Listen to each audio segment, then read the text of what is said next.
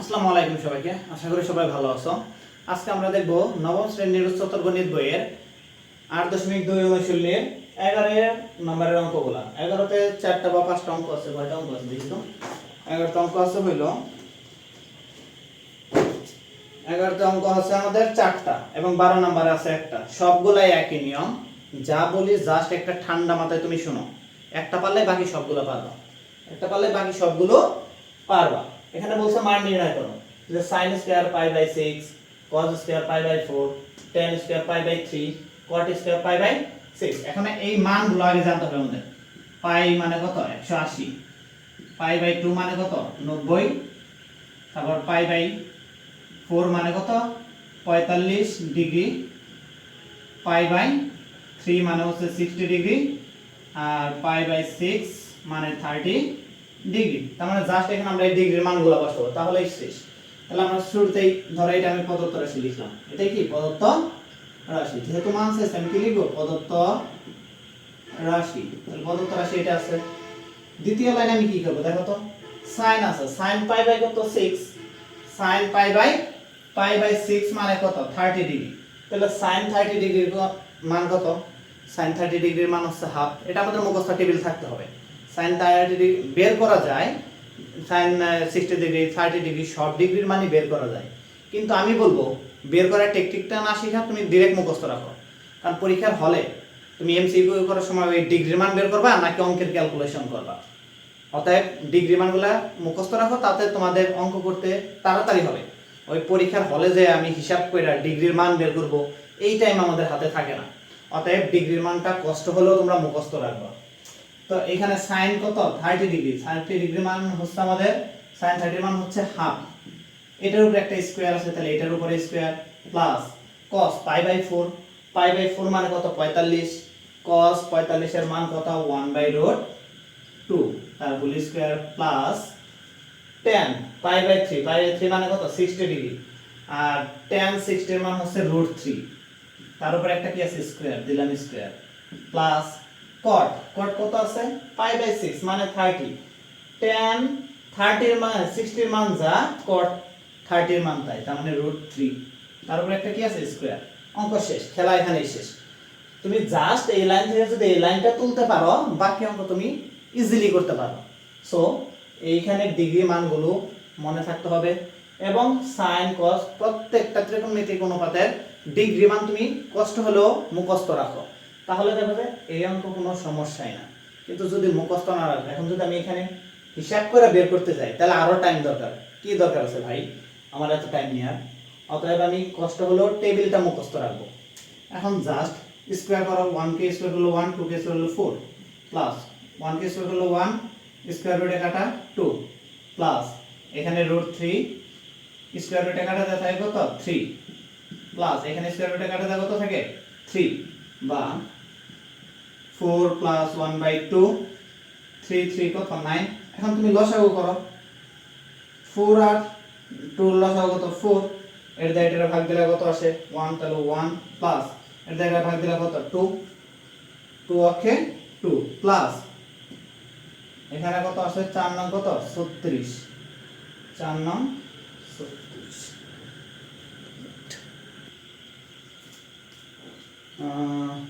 Sorry, এখানে 3 3 যোগ করলে কত হইতেছে আমাদের? 6।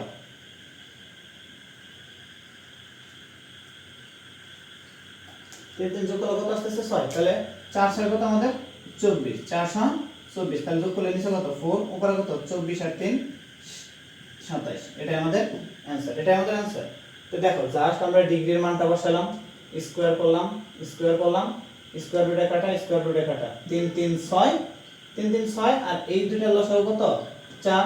4 দিয়ে 4 কে ভাগ করলে 1, 1 দিয়ে 1 কে গুণ করলে 1 প্লাস 2 দিয়ে 4 কে ভাগ করলে কত? 2, 2 অক্ষে 2 প্লাস 6 এর নিচে কিছু নাই, অর্থাৎ 4 6 কত? 24 যোগ করলে কত? 27/4। এটাই আমাদের অ্যানসার। এটাই আমাদের অ্যানসার।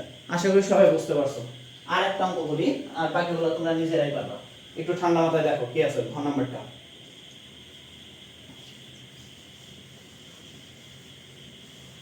আর একটা অঙ্ক করব। কত নাম্বারটা করব আমরা? ঘ নাম্বার। একটু মনোযোগ দিও। তাহলে প্রদত্ত রাশি কি লিখবো আমরা? প্রদত্ত রাশি। প্রদত্ত রাশি সমান কি আছে?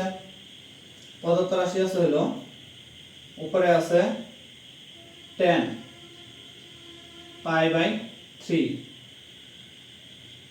মাইনাস tan পাই বাই 6, নিচে আছে 1 প্লাস tan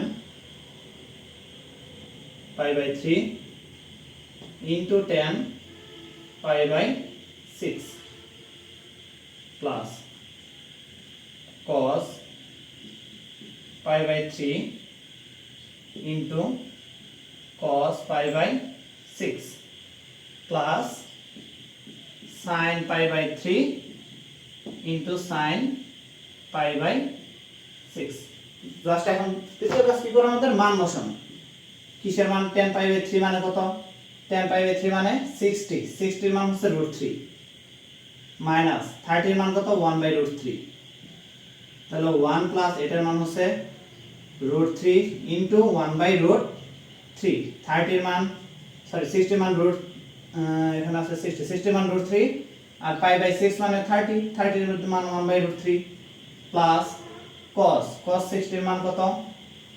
cos 60 এর মান হচ্ছে হাফ ইন্টু cos 30 এর মান কত? √3/2 প্লাস sin 30 এর মান হচ্ছে 60 এর মান হচ্ছে √3/2 ইন্টু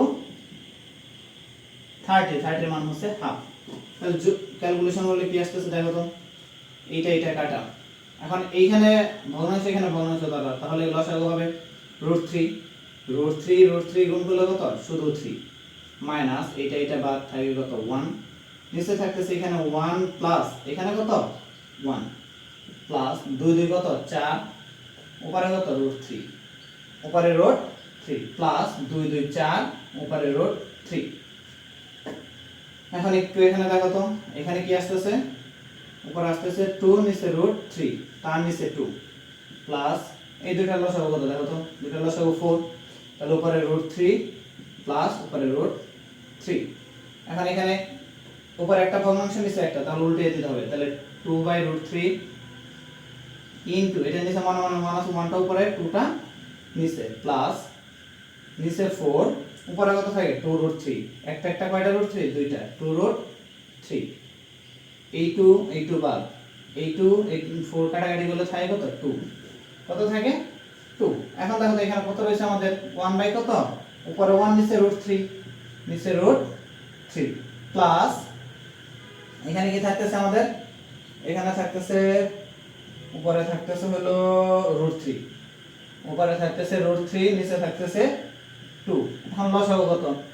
লসাগু হচ্ছে আমাদের 2√3, লসাগু হচ্ছে আমাদের 2√3, √3 বাদ থাকে 2 অক্ষে 2 প্লাস 2 বাদ, তাহলে √3 থেকে √3 গুণ করলে √3 গুণ করলে কি থাকে আমাদের? শুধু 3। তাহলে উপরে আসতেছে কত? 5, নিচে আসতেছে 2√3। এখন কথা হলো নিচে যেহেতু রুট আসছে, নিচে রুট রাখার রুলস নাই, নিচে কি রাখার রুলস নাই? রুট রাখার রুলস নাই। এজন্য নিচে কি করতে হবে আমাদের? রুট যেভাবে হোক বাদ করতে হবে, রুট যেভাবে হোক বাদ করতে হবে।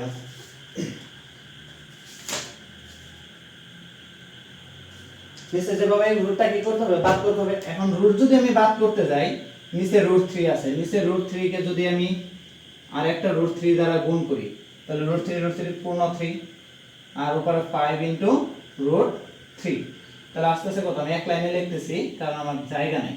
তাহলে উপরে আসতেছে কত? 5√3, নিচে 2 আর 3, √3 গুণ করলে একটা 3, তাহলে 3 দুগুণে কত? 6। এটাই আমাদের অ্যানসার। আশা করি সবাই বুঝতে পারছো। আশা করি সবাই বুঝছো। জাস্ট আমরা প্রথম লাইনে মান বসাই, প্রথম লাইনে মান বসানো, আর কোনো কাজ নাই। চোখ বন্ধ করে ডিগ্রি মান বসাবো। tan 60 ডিগ্রি মান √3, 30 ডিগ্রি মান 1/√3, √3 1/√3, cos 30 ডিগ্রি মান 60 ডিগ্রি মান হাফ, 30 ডিগ্রি মান √3, 60 ডিগ্রি মান √3/2, 30 ডিগ্রি মান হাফ। এখন কাটাকাটি এটা কাটা যায়, এখানে কোনো কিছু কাটা যায় না। এখানে যেহেতু ভগ্নাংশ আছে আমি কি করছি? লসাগু, √3 লসাগু।